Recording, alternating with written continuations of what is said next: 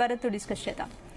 భరత్, రాష్ట్రంలో phone tapping case hot topic గా నడుస్తోంది. మాజీ సీఎం కేసీఆర్ కు నోటీసులు ఇవ్వాలని కూడా సిట్ నిర్ణయించింది కదా, ఎలా చూడొచ్చు?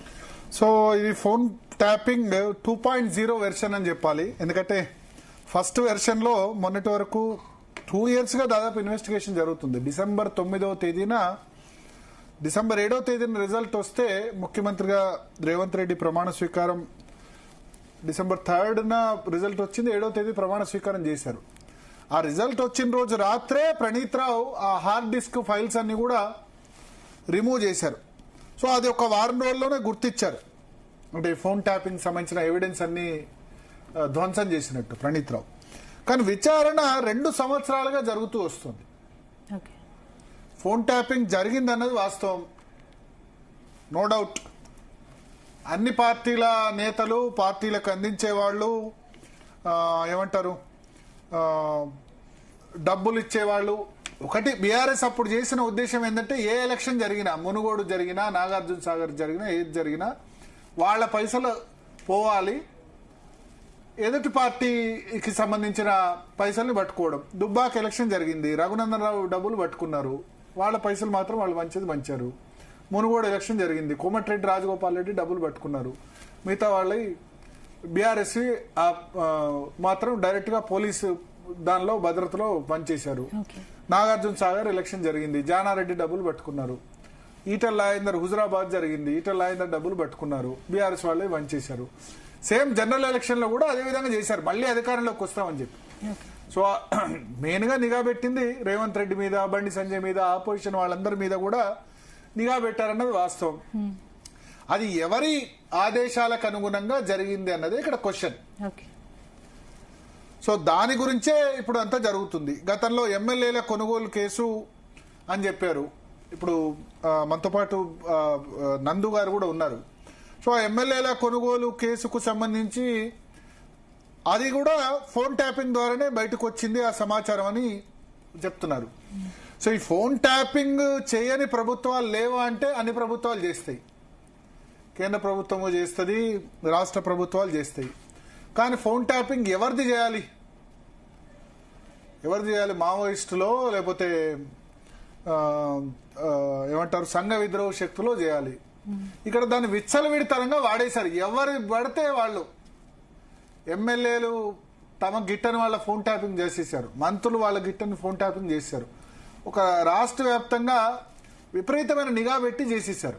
కేంద్ర ప్రభుత్వ స్థాయిలో పెగాసెస్ ద్వారా చేశారనుకుంటే ఇక్కడ వేలాది మంది చేశారు, అందరి మావోయిస్టులని పేరు రాసేశారు. మహేష్ కుమార్ గౌడ్ పిసిసి అధ్యక్షుడిని కూడా మహేష్ అని పెట్టి ఫోన్ ట్యాపింగ్ చేసేసారు, పేరులో మావోయిస్ట్ అని కూడా తేల్చేశారు.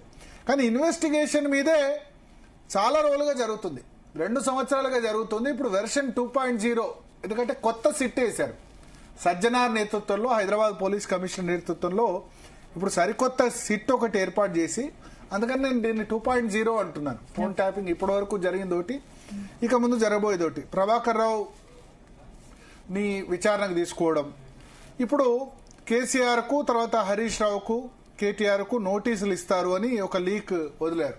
అసెంబ్లీ సెషన్ తర్వాత జనవరి 3rd, 4th అసెంబ్లీ సెషన్ ఉంటుంది, ఆ తర్వాత ఈ నోటీసులు ఇస్తారని చెప్తున్నారు. సో అందుకనే ఈ 2.0లో ఏం జరగబోతుంది, నిజంగానే ఏమైనా చర్యలు ఉంటాయా, లేదా దీన్ని ఒక ఆయుధంగా వినియోగించుకొని టీఆర్ఎస్ నేతలు ఎక్కువ మాట్లాడితే ఫోన్ ట్యాపింగ్ బయటకు తీస్తాం, ఫైలు ఎక్కువ మాట్లాడితే ఎస్ మెడ మీద కత్తి వేలాడే విధంగా వాళ్ళని భయానికి గురి చేస్తారా? ఫోన్ ట్యాపింగ్ కేవలం తమను బెదిరించడానికే అంటే బీఆర్ఎస్ నేతలు ఆల్రెడీ విమర్శిస్తున్నారు. బెదిరించడానికి మరి ఇంకా చర్యలు ఏముంటావు?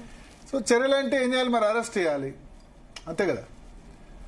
కాకపోతే అక్కడ ప్రభాకర్ రావు ఆదేశాలా, లేకపోతే ఎవరి ఆదేశాల మేరకు ఫోన్ ట్యాపింగ్ చేశారన్నదే ముఖ్యం. ప్రభాకర్ రావు ఏమో పాత డీజీపీ మహేందర్ రెడ్డి, అంతకుముందున్న ఇంటెలిజెన్స్ ఐజీ వాళ్ళ పేర్లు చెప్తారు.